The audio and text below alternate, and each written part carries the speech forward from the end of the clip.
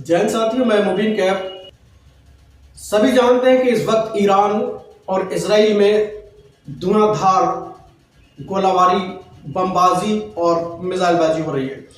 अपनी चरम सीमा पर ये युद्ध एक दूसरे के खिलाफ लगातार जारी है।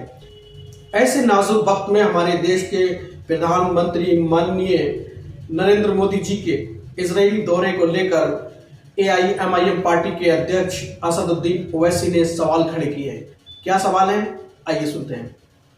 याहू ने उनको ये बताया था कि इजराइल ईरान पर हमला करने वाला है, और अगर बताया था तो फिर वजीर आजम को चाहिए था कि वो फौरन, प्रधानमंत्री को चाहिए था कि फौरन अपना इजराइल का दौरा खत्म करके देश को वापस आए। क्या नेतन्याहू ने उनको ये बताया था कि इजराइल ईरान पर हमला करने वाला है, इजराइल का दौरा करने के लिए? अगर वजीर आजम का एयरक्राफ्ट मिड एयर में होता और इस तरह का हमला होता तो फिर इसका जिम्मेदार कौन होते?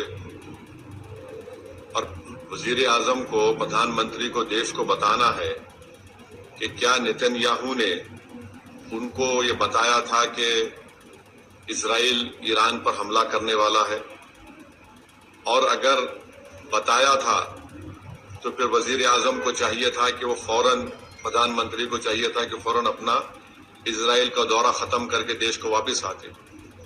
मैं इसलिए कह रहा हूं कि अटल बिहारी वाजपेयी 1979 में चाइना गए थे, और जब वियतनाम पर हमला हुआ अटल बिहारी वाजपेयी वापस आ गए देश को।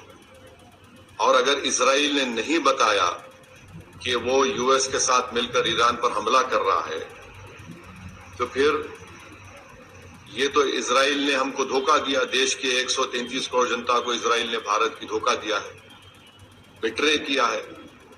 उन्होंने प्रधानमंत्री के विजिट को इस्तेमाल किया है ईरान पर अपने वल्गर अटैक के लिए, और उन्होंने प्रधानमंत्री के विजिट को इस्तेमाल किया है ईरान पर हमला करने के लिए, और जो जेनोसाइड उन्होंने फलस्तीनों का किया है गाजा में, उसको कवर अप करने के लिए।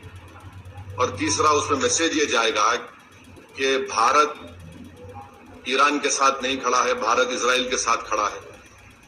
और भारत को क्या हासिल हो रहा है इस हमले से, बताइए? कुछ फायदा हुआ भारत को इस हमले से? छठी बात यह है कि 10 मिलियन भारत के नागरिक गल्फ कंट्रीज में रहते हैं। 10 मिलियन। उस देश के आम नागरिक पर क्या मैसेज जाएगा कि प्रधानमंत्री मोदी के विजिट के खत्म होने के फौरन बाद इजराइल ने ईरान पर हमला किया। अब आप देखिए, बहरीन में हमला हो गया, कतर में हमला हो गया, सऊदी अरेबिया पे हमला हो सकता है। तो ये वहां की जनता को हम क्या पैगाम दे रहे हैं? हम तो हमेशा न्यूट्रल थे। देश के प्रधानमंत्री को और बीजेपी को समझना चाहिए कि हमारी 80 साल की जो लेगेसी थी कि हम न्यूट्रल थे इस मामले में, आज उसका क्या हो गया, बताइए? और फिर बहुत गलत मैसेज गया है तमाम ये गल्फ कंट्रीज को, चाहे बहरीन हो, कतर हो, इराक हो। और हम जानते हैं कि कतर होस्ट कर रहा था कि सीज फायर हो गाजा में, इजराइल ने वहां पर हमला कर दिया, बॉम्बिंग की। इसमें भारत का बेनिफिट क्या है, बताइए? और प्रधानमंत्री के साथ जो आपकी बरादरी मीडिया के लोग गए थे कवर करने के लिए, वो भी फंसे हुए इजराइल में। उनका क्या होगा? तो ये जो, और लार्जर पॉइंट ये है कि यूएस पे अब कौन भरोसा करेगा? आप बातचीत भी कर रहे और हमला भी कर दे रहे आप। तो ये सवालात हैं जिससे देश के प्रधानमंत्री को, बरसर इख्तियार जमात को, बीजेपी को इसका जवाब देना पड़ेगा। और बड़ी अफसोस की बात है कि प्रधानमंत्री इजराइल को चले गए, फिर उनको वहां पर उनकी नेसेट में, पार्लियामेंट में एक अवार्ड भी दे दिया गया, और प्रधानमंत्री के वजीर आजम की मौजूदगी में वहां के अपोजिशन ने वॉकआउट भी कर दिया। इजराइल ने नरेंद्र मोदी के इस विजिट को इस्तेमाल किया हमला करने के लिए, اور دنیا کو بتانے کے لیے کہ بھارت ان کے ساتھ کھڑا ہوا ہے، بلکہ بیٹریل ہے۔ ہم پوچھنا چاہ رہے ہیں بی جے پی اور دیش کے پردھان منتری اور ان کے سرکار سے کہ کیا نیتن یاہو نے ہم کو بتایا تھا پردھان منتری کو؟ اگر بتایا تو پردھان منتری کو نکل کے آنا چاہیے، جس طرح واجپئی نے کیا تھا 79 میں، اور اگر نہیں بتایا تو پھر اسرائیل نے استعمال کیا ہم لوگوں کو۔